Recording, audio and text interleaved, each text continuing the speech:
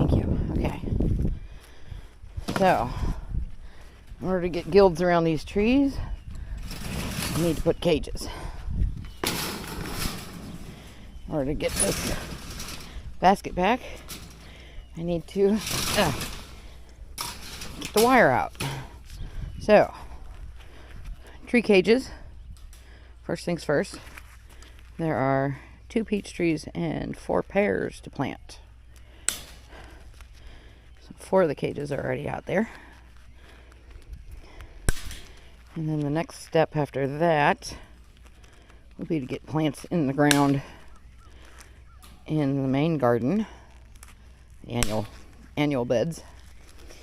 And we just do that.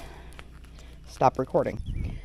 Okay, so we are now moving on to planting these new fruit trees.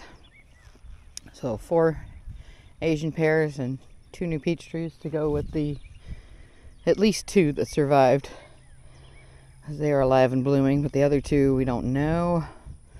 So I'm just going to place these new ones into the mix right here. And so I've gone through and cut off the top layer of grass, right? I'll come back and thump that, remember? I thump off all the weeds just to get the topsoil back. And yeah. So again, things that they don't teach you. Sorry about that. Things they don't teach you. I don't know why, other than maybe sales and, you know, job security. The hole needs to be a little bit deeper than the pot and twice as wide at minimum. So we're going to go through and we're going to dig down, get this soil out of here, and then we're going to come back and I'm going to do a perk test, which means filling this hole with water, which even if you weren't doing a perk test, you still need to fill the hole with water first before you put the new plant in. And at some point I'm going to have to get down on my knees, get all of this out. But that's what's going on here. I'm halfway telling you and halfway telling him. Because he's right here checking me out. It's a very helpful assistant. Anyway, that looks to me like it's about half as deep and twice as wide. So that's ready to fill full of water. And then I'm going to do the same thing I did in the back with the muscadine, where I stretched these roots out. This soaked overnight. See? Yep. It's just about perfect. The key is to, especially with grafted fruit trees, never bury the graft. Right? You want to make sure that stays above ground. Otherwise, the tree that they grafted it to, which is entirely different, usually a pear tree actually, but the grafted root ball is an entirely different species from what you bought that you want. So never bury the graft. That's all I got to tell you. So that's the right depth. I'll fill that hole full of water.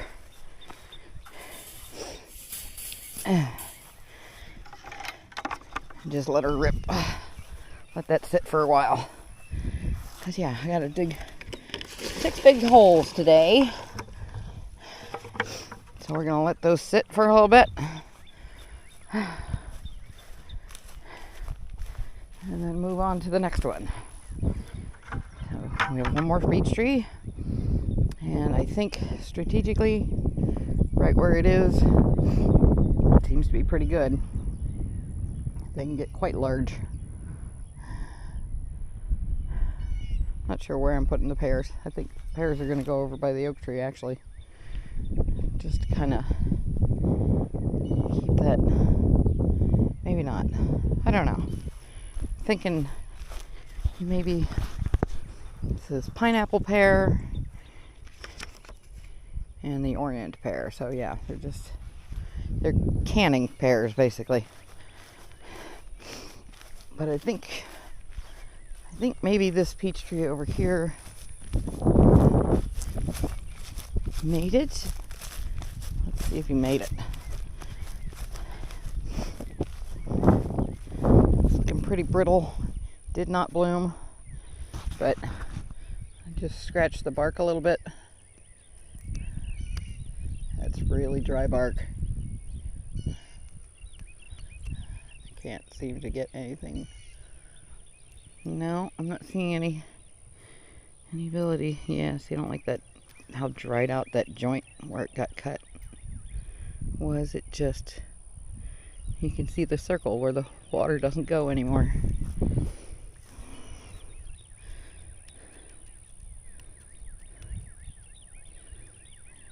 Yeah, these are really, really dried up. I don't have much for nails, but I'm trying to get to a point where, doing minimal damage, heck, I'm able to get this to move just barely, but I'm not seeing any green underneath it. So we're going to assume that this one's dead, and we'll start the row of pears over here, because that peach tree is still alive. Hello, Miss Calliope. Is she worried? Is she concerned? She didn't let anybody touch her. She doesn't me too. Oh yeah, there's a huge difference. See, on this one, we know it's alive, but just scratching the surface, you can see the green right there. And that'll be fine. It won't hurt the tree, because I'm not, slicing into it really. So we know now that one's dead. So we will put the pears over there. Alright, so we just had a really nasty storm come through. It was all over the news. Baton Rouge is underwater. We didn't get that much. But poor Maestro was left outside. Seems to have fared it pretty well. I'm curious to see. I've already checked on the seedlings. Looks like the lid came off one of the new beehives, so some of the bees drowned. Hopefully not the queen. It's just talking to Philip. And yeah, there's a little bird trying to steal a stick that's got a string stuck to it. Anyway, because of the way it rains here, we've been resetting how we do this this market garden. This market garden, it's also for feeding the animals here, because frankly, none of us really like vegetables, but we all like meat, and I'm trying to learn to eat more of a carnivore diet, giving up sugars, all that good stuff. But anyway, so this has been, it used to pond. I mean, you could see kind of where it was ponding before. When I first got here, none of this was dug up. It had been tilled, and it was slushy. You can kind of see where the channels were. But now it looks like the plants do not drown. The water is not ponding in the middle. So this bed is, let's see, we've got jalapenos. This is okra coming up. Little bitty guy. But it is interplanted, if you will. So we've got the watermelons, we've got okra in between in these rows. Then we've got cucumbers in the dead center coming up, so they can climb up the okra. The peppers are actually to help the okra. So we've got peppers that we can harvest on the outside. So this is all jalapenos. There's some banana peppers over there. And then on the other side, hopefully pretty soon here, there will be the spicy basil will be coming up. So far it's still grass, and you can kind of see how bad the grass is. It's rhizomal grass. Rhizomatic. I don't know. Struggle with that word. But anyway, so you can see where the okra's coming up. Little guys. And I can see seedlings coming up in the middle. And maybe that might have been what I did. I put the basil in between. Yeah, because I've got to see, even I lose track. Anyway, so the basil is coming up. Because that's basil. Little bitty guy. I don't know if you can see it. But anyway, the okra up and running. And okra being a 50-day crop, it'll be up and shading a little bit. And we'll be basically done. Oh, we've got the big boy coming in. This is the neighbor's boar coming in.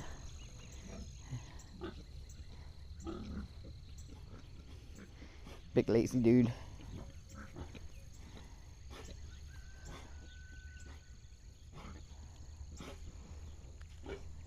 So yeah, the girls are keen to get to him.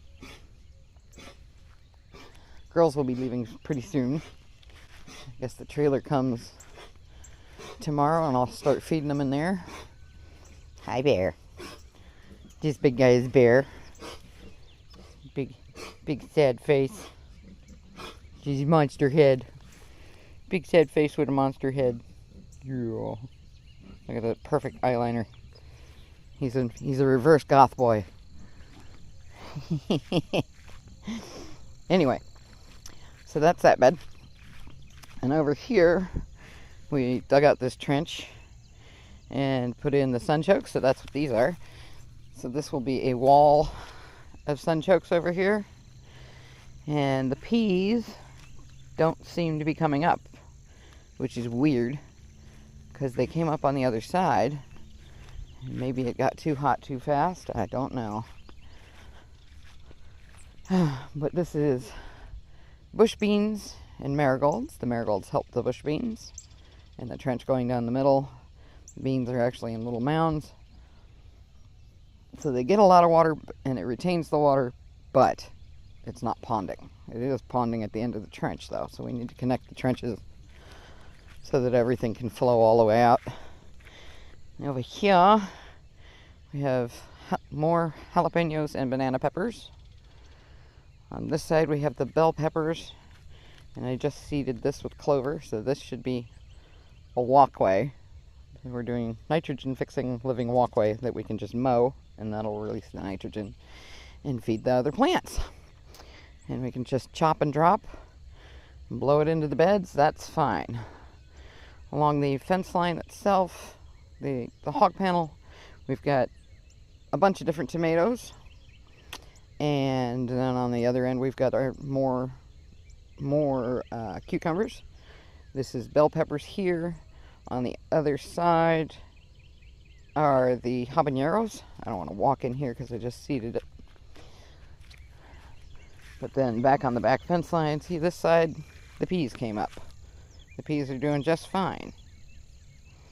But the peas will be able to grow up and climb up the sunchokes. So this is kind of a windbreak. It's a perennial crop. If anybody eats the tops, it's fine. The other thing is because sunchokes do spread, I planted fennel on the ends of each side to stop the growth.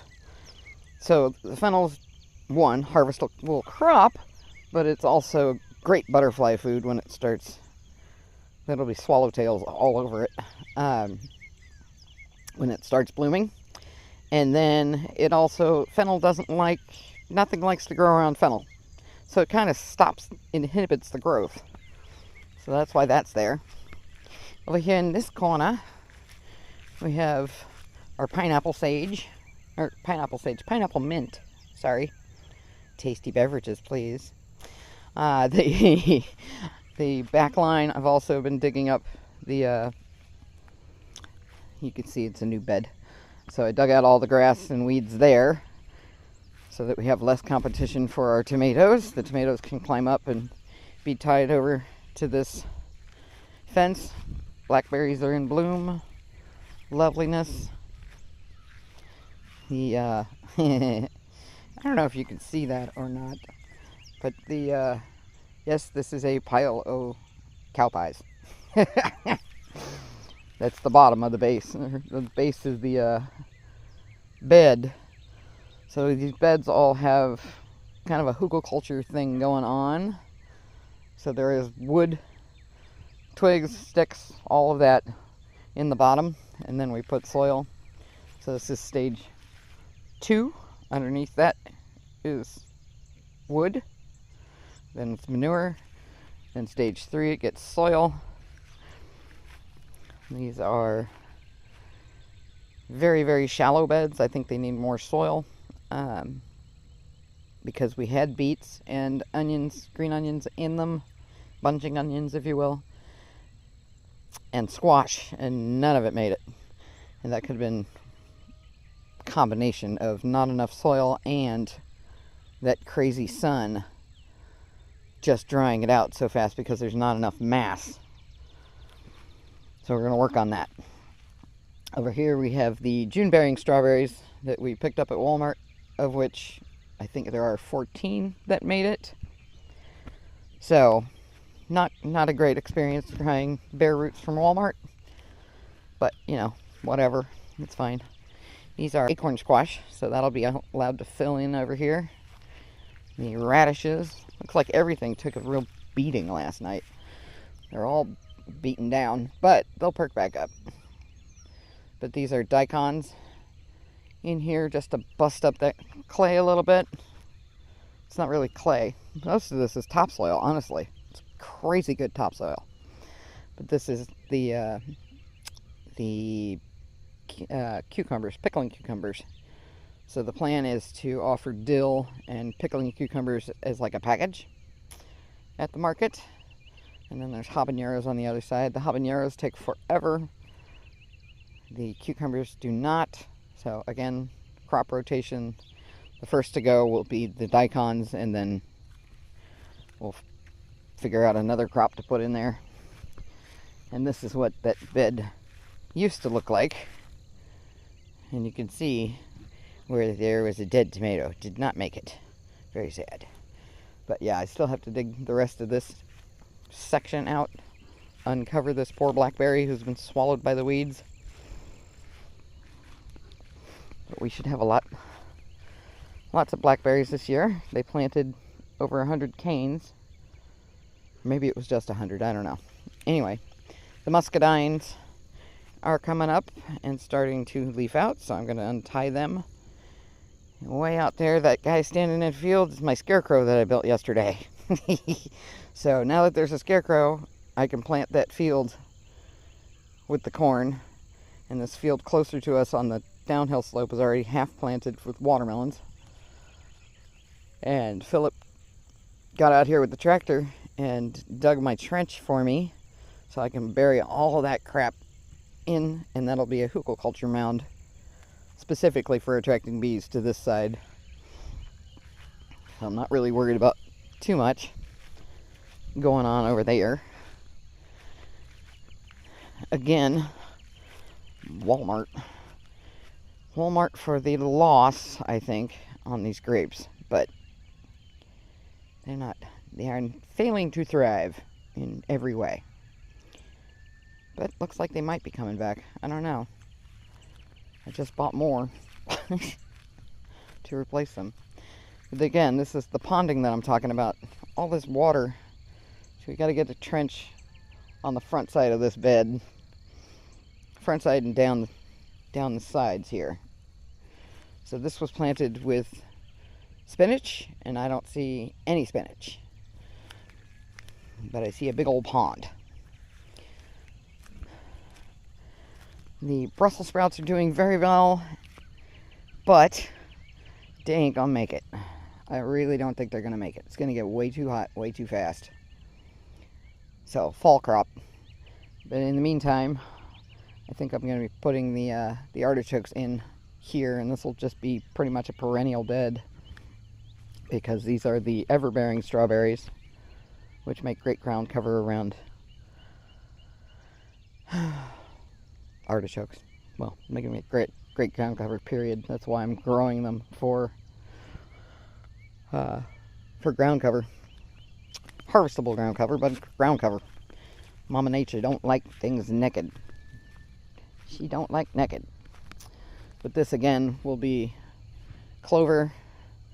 The white clover will be in all of these pathways. And see how much water is caught in this. So this needs to connect to the beans. Cut that trench across so it can drain into this. This is also a flower bed. Once it goes in, haven't gotten that far. And then I need to cut a trench all the way down on the side of this corn. So, and then a trench on the backside that we can vent out. Probably vent it out into the field, honestly, because the whole thing seems to drain this way. So that'll be another project. Not that I don't have any projects going on. Oy. Anyway, the corn's doing fine in here. Unfortunately, it looks like my peaches and cream, because this is a peaches and cream experiment mixed in here. See how there's almost nothing? I got 1, 2, 3. Yeah, I got 3. It'll never pollinate. So, that sucks. But yeah, that's the way that goes. So this one is actually a hybrid watermelon on this side. And then this is sentinel watermelon that I planted down the middle. And I planted it down the middle because out of the 3 beans that come in a Scarlet Runner pack, I got 3 beans. 1 is alive. So, not thrilled with that result. But, you know, what are you going to do? So I bought more seeds, more beans, and we'll try that again. Because again, the watermelon will grow in between the corn. And I might just go through and add the other corn. Because I'm just ready to give up on ever seeing peaches and cream. That sucks. I bought 2 packets. So it was just 80 seeds. And I got 3. So that's not thrilling. Anyway, there's a borage in here in between the watermelon. And I think I'm actually going to move that over towards the tomatoes and the peppers. Maybe put them as end caps over by the rake over there. I'm not sure. But, useful plant, not as useful for watermelons and corn. So, now that that's what this bed is, I'm going to move them. Serious. Look at that ponding. But it's all ponding in the trench, which is great. So that's that. And then up here, like I said, I picked up more grapes to try that again because there was an epic fail. But I think we're going to put the grape trellis for the table grapes right up here in front of that water pipe, and then over to the pig pen. So basically four lengths, so maybe 40 feet by about 10 feet wide. So we'll have table grapes growing up over the top, and we can set up a cleaning station up there. So as we harvest out of here, we can take it straight here, clean it in the shade. Thank you very much, because it's so hot. So we're planning for shade for us, and then we can just drive the truck across and load up to go to market. That's the plan. Hi, this is Claw, the lovely face of Claw. Oh, and her brother. Yes, they're big smushies. I call them my giant snowballs. Yes, giant snowballs. So a flame weeder won't do me much good today, but it is so nice and wet.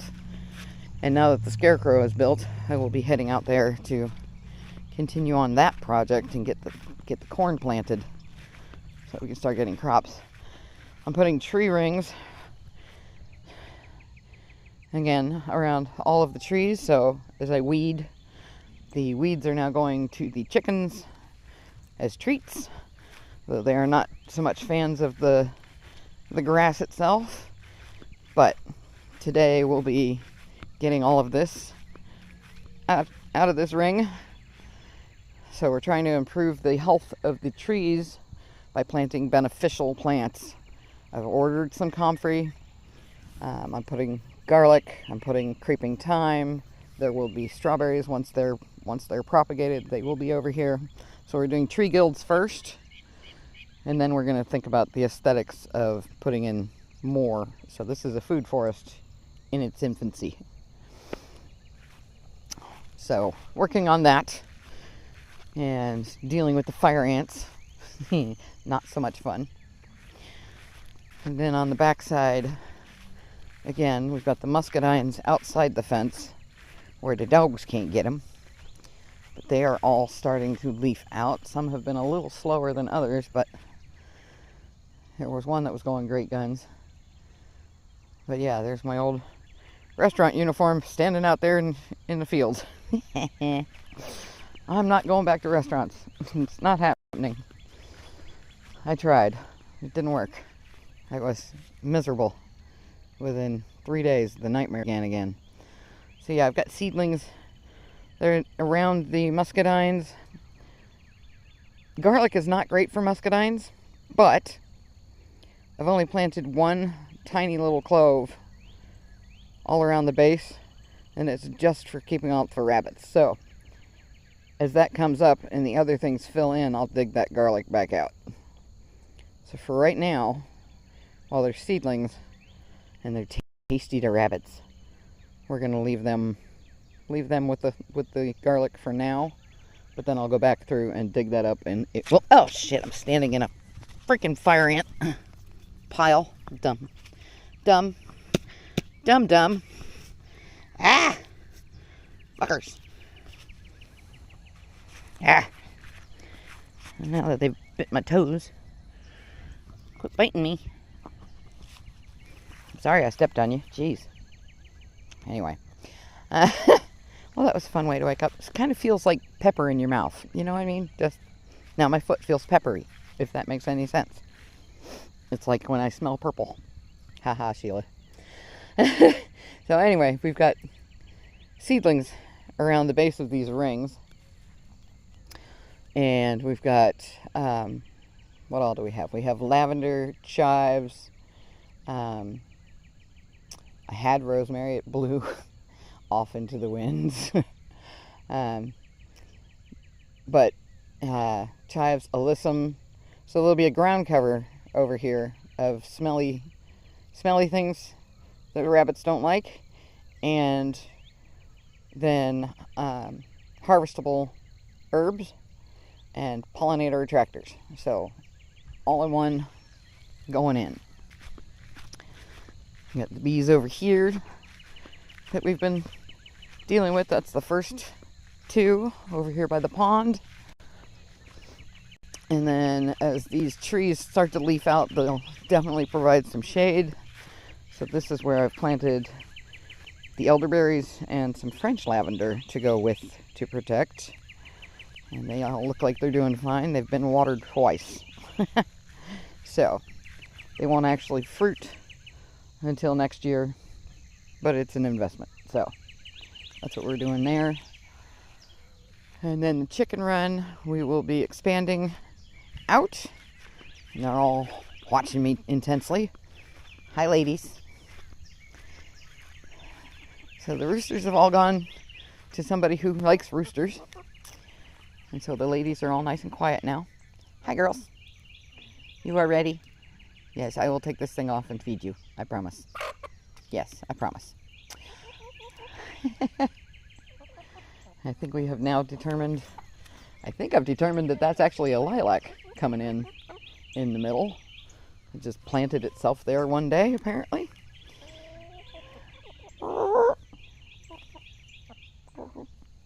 See if I can get it. Anyway, so we will be, as I said, I've already started feeding the chickens the weeds, but we're going to expand the run so that we have a section where they can eat all the weeds and they can just compost there. So we have the collection bins in the garden, and then we'll haul it over here to the chickens. And that will help with the processing of that. Here, look. Looks like we got our lavenders. The lavenders are coming up. That's awesome. Looks like maybe the thyme. I'm not sure what the chives look like, but the garlic is coming up. And of course, there's grass seeds. Of course there are.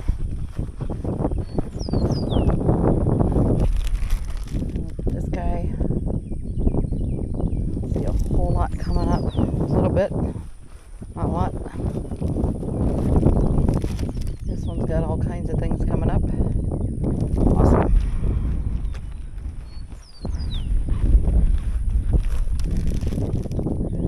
Yep. Definitely. There's the lavender. Awesome. I wonder with all of this bark if anything's coming up. Yeah. Sort of. Not a lot. It's alright, we're going to transplant from seed. From starts anyway.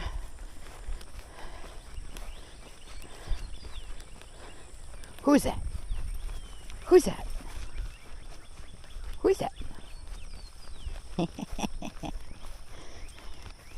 Maestro likes to play in the pond, don't ya?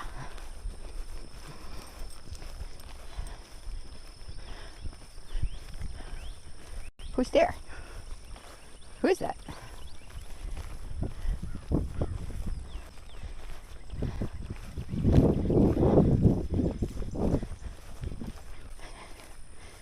I think the scarecrow turned out pretty well. Looks like she's fighting the resistance. She is the resistance.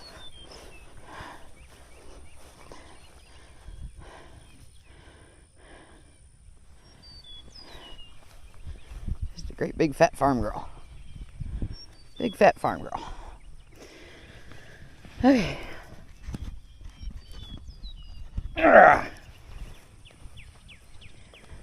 Now the question is, can we untangle this and reuse it? This is what we're hoping for. But it is, of course, a hot mess. That'll work for me. Oh, that is some compacted soil.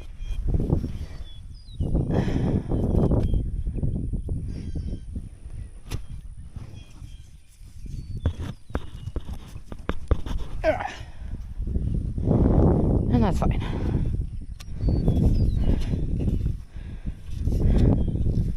Oh. This needs to go this way.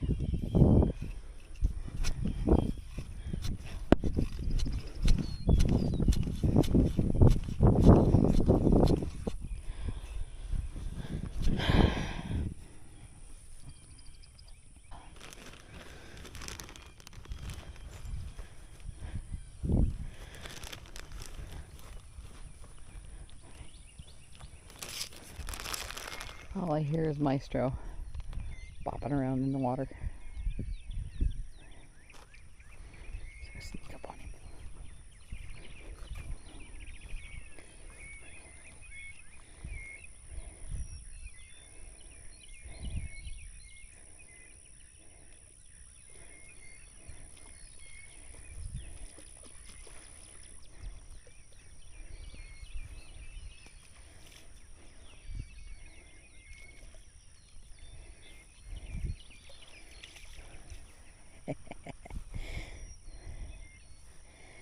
Watch out, that turtle's gonna get you.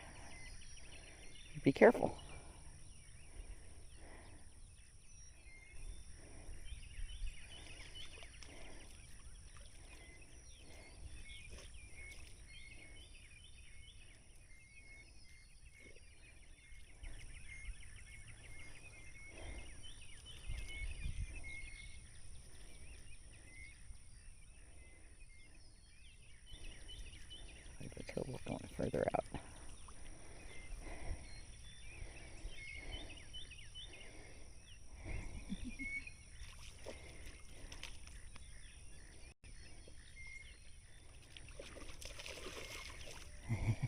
You be careful.